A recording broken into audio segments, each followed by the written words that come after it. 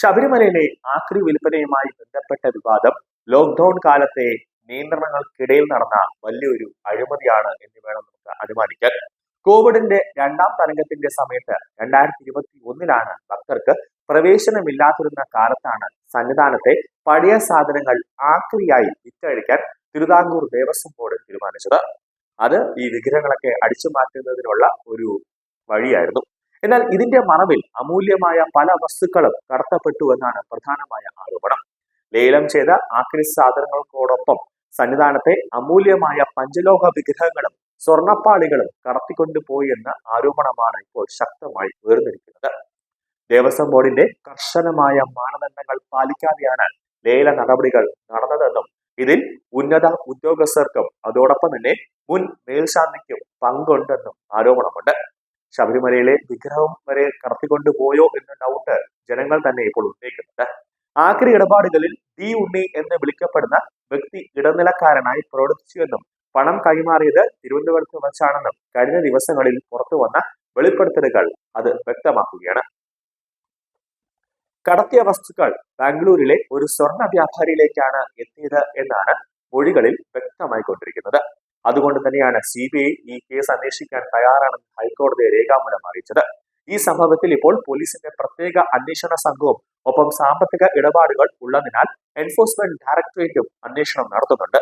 Enforcement directorate വരും ദിവസങ്ങളിൽ ഹൈക്കോടതിയിൽ പറയാൻ പോകുന്നത് ഇതിലൊരു CBI അന്വേഷണം വേണമെന്ന് തന്നെയാണ് ഹൈക്കോടതിയിൽ പറയാൻ പോകുന്നത്. സന്നിധാനത്തെ CCTV ദൃശ്യങ്ങളും സ്റ്റോക്ക് രജിസ്റ്ററുകളും പരിശോധിക്കും.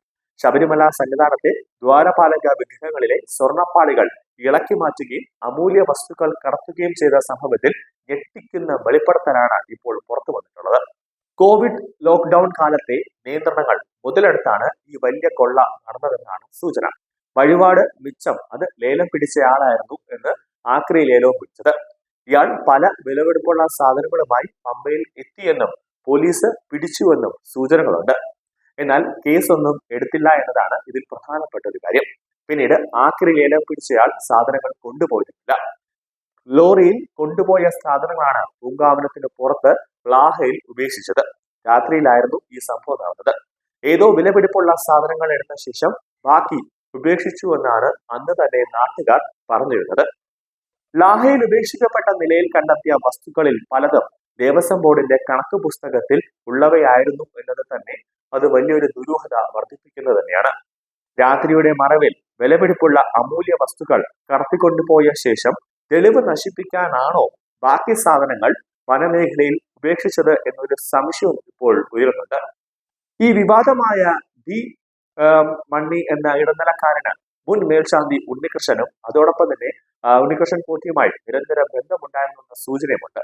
2020 ഒക്ടോബർ 26 തിരുവനന്തപുരത്തെ ഒരു ഹോട്ടലിൽ വെച്ച് ഇവർ തമ്മിൽ കൂടിക്കാഴ്ച നടത്തിയെന്നും അവിടെ വെച്ച് ലക്ഷക്കണക്കിന് രൂപ കൈമാറിയെന്നും റിപ്പോർട്ടുകൾ സൂചിപ്പിക്കുന്നുണ്ട്. ബാംഗ്ലൂരിലെ സ്വർണ്ണ വ്യാപാരിക്ക് കൈമാറിയ അമൂല്യ വസ്തുക്കൾ അവിടെ നിന്ന് പിന്നീട് തമിഴ്നാട് വഴി വിദേശ രാജ്യങ്ങളിലേക്ക് കടത്താനായിരുന്നു പ്രാഥമികമായ ലക്ഷ്യം. കോവിഡ് കാലത്തെ നിയന്ത്രണങ്ങൾ കാരണം ദേവസ്വം വിജിലൻസിനോ ഭക്തർക്കോ സന്നിധാനത്ത് നിരീക്ഷണം നടത്താൻ കഴിയാതിരുന്ന സാഹചര്യം ഈ സംഘം സമർത്ഥമായി ഉപയോഗിച്ചു എന്ന് വേണം അനുമാനിക്കാൻ. ചന്ദ്രഗ്രഹണ സമയത്തെ ആചാരപരമായ പ്രത്യേകതകൾ പോലും വിഗ്രഹങ്ങളിലെ സ്വർണപ്പാളികൾ ഇളക്കി മാറ്റാനാണ് ഈ സംഘം ഉപയോഗിച്ചുവെന്ന് ഞെട്ടിക്കുന്ന മൊഴികളും ഇപ്പോൾ ചർച്ചയായിട്ടുണ്ട്. ശബരിമലയിൽ ഇരിക്കുന്ന അതിപ്പോൾ ഭക്തജനങ്ങൾ തൊഴുന്ന അയ്യപ്പ വിഗ്രഹം അത് ഒറിജിനൽ ആണോ അതോ ഇനി അവിടുത്തെ പൂജാരിമാരും ദേവസ്വം ബോർഡ് ജീവനക്കാരും എല്ലാവരും കൂടെ ചേർന്ന് ഒരു ഡ്യൂപ്ലിക്കേറ്റ് ആയിട്ടുള്ള ഒരു അയ്യപ്പ വിഗ്രഹമാണോ വച്ചത് എന്നടക്കമുള്ള സംശയമുണ്ട്. കാരണം അയ്യപ്പന്റെ വിഗ്രഹം ഉൾപ്പെടെ 4 പഞ്ചലോഹ വിഗ്രഹങ്ങളാണ് ഇവർ വിദേശത്തേക്ക് കടത്തിയതെന്ന ആരോപണമാണ് ഇപ്പോൾ പുറത്തേക്ക് വരുന്നത്. അതുകൊണ്ട് തന്നെ അരിച്ചു പറക്കി അല്ലെങ്കിൽ അടച്ചിട്ട ഒരു അന്വേഷണം ശബരിമലയിൽ ശക്തമായ രീതിയിൽ ഒരു അന്വേഷണം നടത്തേണ്ടത് അനിവാര്യമാണ്.